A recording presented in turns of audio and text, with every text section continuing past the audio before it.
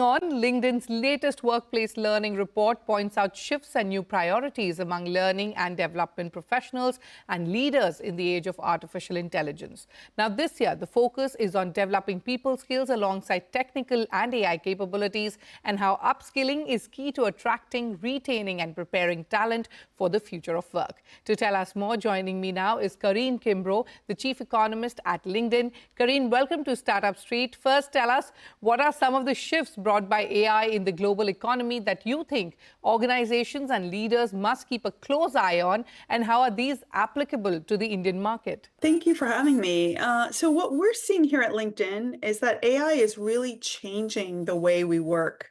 And this is happening on a global scale. So if you just cast your mind back even a year ago, we were just starting to get familiar with the idea of ChatGPT, and employers were grappling with how to integrate that into their processes.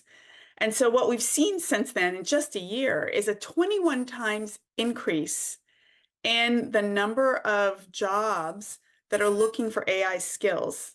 So this is a huge increase, signaling employers like hunting around for these skills.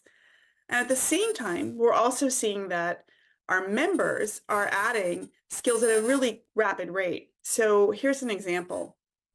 If you look back maybe 8 years ago, we could see what skills were required for any particular job globally.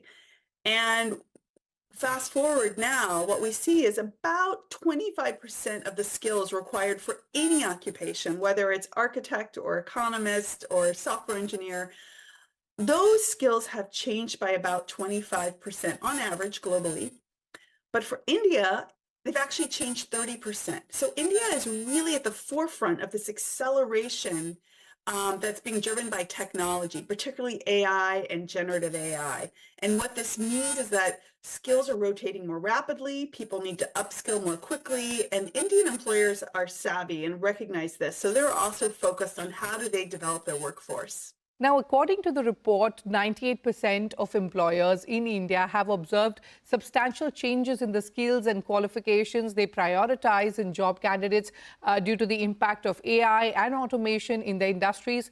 Karin, tell us how these changes are altering workforce dynamics, and do you see a change in how employers are approaching talent? Well, as you say, we're actually seeing this. 98% of Indian employers are indeed noticing a change in the skills that they need. A lot of this is indeed being driven by technology, generative AI, but also AI that's been around for a while.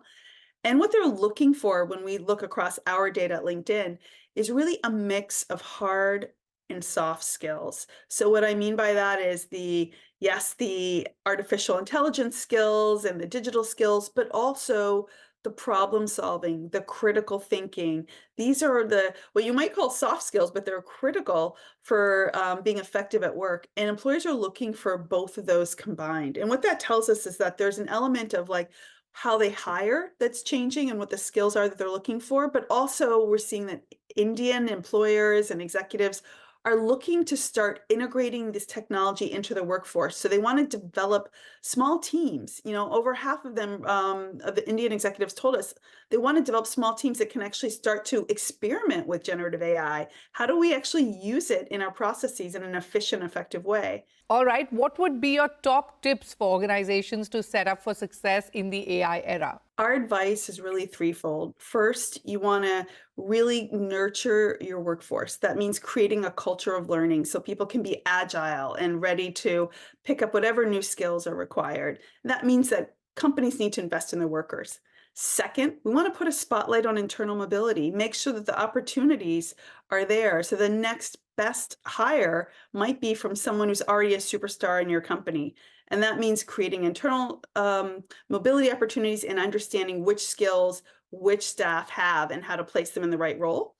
And then finally, it's really about giving them a little bit of flexibility. So it doesn't have to be remote work, but giving people some agency and control over how they do their work and when they do their work. And that goes a long way to attracting and retaining talent. Karin, when it comes to skilling, what are some of the skills most critical to thrive in the artificial intelligence era? Are there any specific skills that organizations or industries are looking for to keep up with the pace of change? When we look across the data we have for all of our Indian members, what we see is like the top 3 AI skills are no surprise, data structure, artificial intelligence, machine learning. These are really the skills that are going to set companies up. They're looking for talent that has this skill so they can kind of start to integrate these technologies into their operations.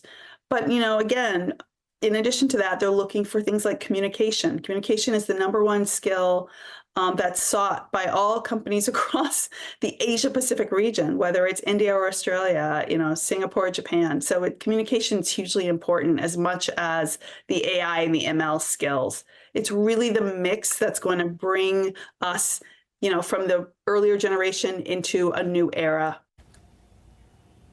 All right, Shruti, thanks for taking us through that conversation, but it's time for a short break. Up next, Move and Sync secures $15 million.